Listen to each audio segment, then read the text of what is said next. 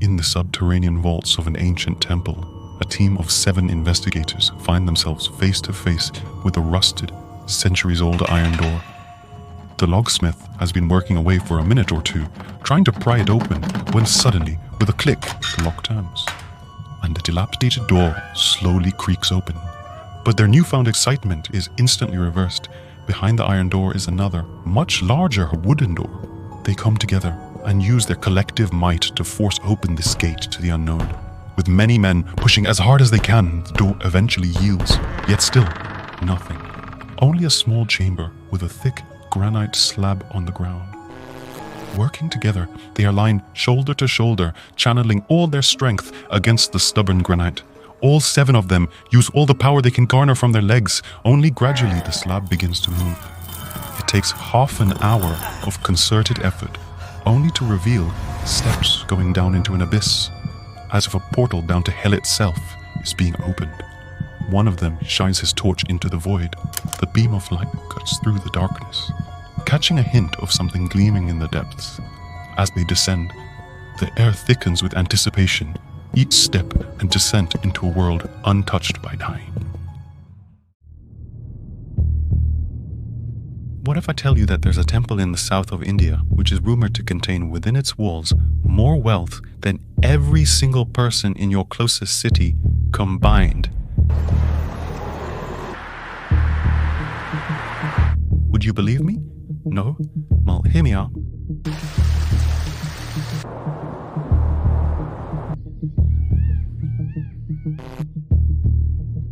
In 2011, an anonymous tip was given to authorities in the Indian state of Kerala, alleging corruption and mismanagement of funds in the administrative board of one of the wealthiest religious institutions on the planet, the Sri Padmanabhaswamy temple.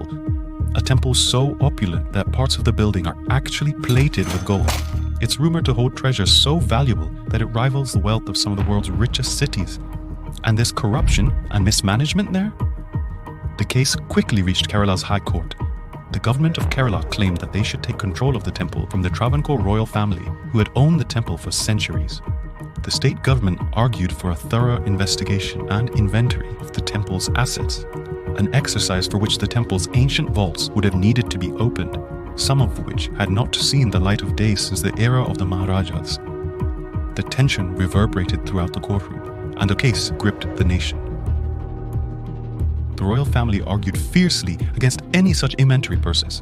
You see, they, amongst many, believed that the temple was best left untouched to avoid disturbing the unseen forces which were rumored to protect its inner chambers. And at least initially, the High Court judges decided to proceed with caution too. They appointed a 7-member committee to oversee the entire inventory process. The beginning of an unprecedented exploration into one of India's most mysterious sites had just begun. The committee men started heading down into the depths of this void in the ground, their hearts in their throats. After all, rumors had been circulating for months about the curses and divine retribution that awaited those who dared disturb the sanctity of the temple's hidden treasures. What they unearthed were the unimaginable treasures of what the court termed as Vault A, one of the temple's many ancient vaults. It alone contained a treasure trove that defied imagination. A 32 kg pure gold statue of the Hindu deity Lord Vishnu, 800 kilograms of gold coins, including several Roman and medieval European coins as well as Indian coins, a massive 5.5-meter pure gold chain amongst many, thousands of gold ornaments, diamonds, rubies, emeralds, sapphires, and many, many more treasures. All of this treasure just lay on the floor. The remains of the wooden boxes which held these treasures had now rotted away, leaving the precious items coated in a layer of dust and wood chips. Just this vault alone contained treasures worth more than $12 billion. If we include the findings in the other accessible vaults, this total goes up to $22 billion. And this is just resource value alone, not adjusted for inflation. Their historical value wasn't even accounted for, which some sources say could be 10 times larger. But there is another vault in this temple, known to be even larger and was not inventoried. The Sri Padmanabha Swamy temple is perhaps one of the oldest temples in India, being mentioned in many of the ancient Hindu Purana scriptures and Tamil Sangam literature as a golden temple, reflective of the unbelievable riches which it always held. But why does it have so much wealth? Well, Kerala, in the deep south of India, was not exposed to the invasions and the raids that the wealthy temples of the north face, and hence the treasures of the south largely remained in place. Add to that, Kerala's long maritime history found traders from all across the world traveling to and living in its coastal regions, which is how so much foreign coinage found its way into the temple's vaults. So these vaults have been filling up for millennia. But it's not just Kerala. The south of India is full of many extremely wealthy temples, like the Tirupati Balaji temple, which was inventoried in 2022 and established to contain wealth worth almost $30 billion. Naturally, this leaves us asking, why? Why do these temples have that much wealth? It's important to understand what a temple meant to ancient Indians.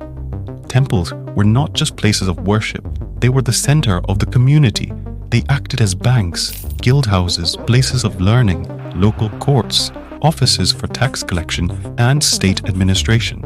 And so the wealth of a temple indicated the prosperity of the region in which it lay. Temples evolved over time into large complexes to be able to function as all the different institutions that we mentioned earlier. And of course, as the temples got richer, they couldn't just store all their assets in one or two chambers. They had to build multiple vaults, many of which were made underground to boost their security against temple raiders. Even in our story, we mentioned that there were multiple vaults in the Sri Padmanabha Swamy temple, and though most of the vaults of the temple were opened, there is one vault, much larger than the rest, that hasn't been opened in centuries.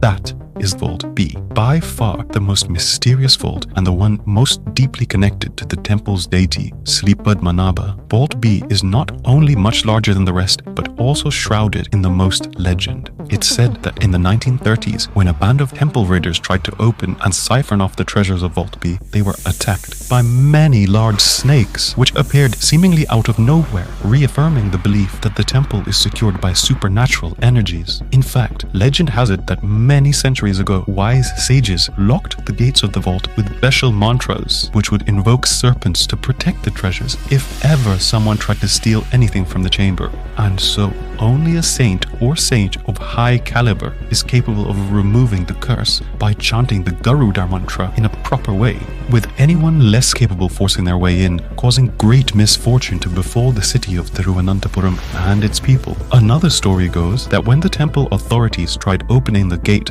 over 100 years ago, they decided to give up after they heard waves crashing on the other side, suggesting that the door opened up to the Arabian Sea. But let's go back to the inventory of 2011. What happened when the committee were asked to investigate the vault? Similar to the other vaults, they found Vault B to be initially protected by an iron door on the outside and then a wooden door on the inside. But after opening both, they entered a large antechamber and finally encountered the mysterious iron gate from the legends.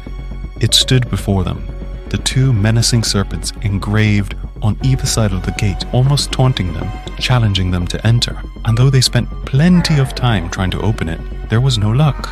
The gate was completely jammed shut. The jury, too, decided not to push ahead with the inventory process of Vault B, listening to the appeals of the royal family and leaving it as a mystery that perhaps will never be solved. But surely there's some rumors, right? Someone must have some idea of what's on the other side.